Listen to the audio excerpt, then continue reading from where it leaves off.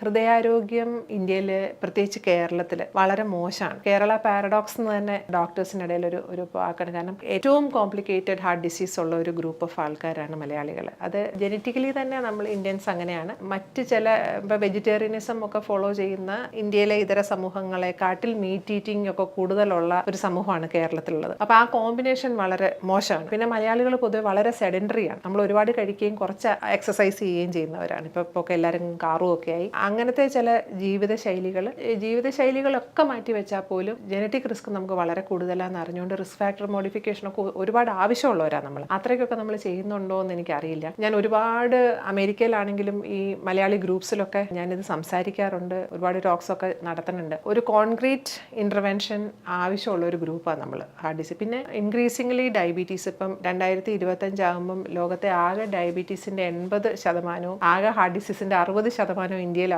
Number vice. അത് വലിയൊരു number അല്ലേ. 300% ആണ് സ്ത്രീകളുടെ ഹാർട്ട് ഡിസീസിൻ്റെ ഇൻക്രീസ് വന്നിട്ടുള്ളത് കഴിഞ്ഞ 10 വർഷത്തിൽ. നമ്മുടെ സ്ത്രീകൾ നമ്മൾ എപ്പോഴും വിചാരിക്കും പെണ്ണുങ്ങൾക്ക് ഹാർട്ടിന് അസുഖം ഉണ്ടാവില്ല. പക്ഷേ സ്ത്രീകൾ പോലും അത്ര ഒരു റിസ്ക് ഉള്ള ഒരു സമൂഹമാണ് നമ്മുടേത്. അപ്പം ചെറിയ പ്രായത്തിൽ നമ്മുടെ സ്കൂളുകളിലൊക്കെ ആ ഇൻ്റർവെൻഷൻ ഉണ്ടാവേണ്ടത്. Heart healthy eating. ഇപ്പം ഇൻക്രീസിംഗ്ലി കേരളത്തിൻ്റെ ഭക്ഷണ രീതി മാറുകയല്ലേ. ഫാസ്റ്റ് ഫുഡുകൾ മുക്കിനായി വരുന്നു. അപ്പം നമ്മൾ ഇത്ര വലിയ റിസ്ക് ഉള്ള ഒരു പോപ്പുലേഷൻ ചെയ്യരുതാത്ത കാര്യങ്ങൾ തന്നെയാണ് നമ്മളിപ്പോൾ ചെയ്തുകൊണ്ടിരിക്കുന്നത്.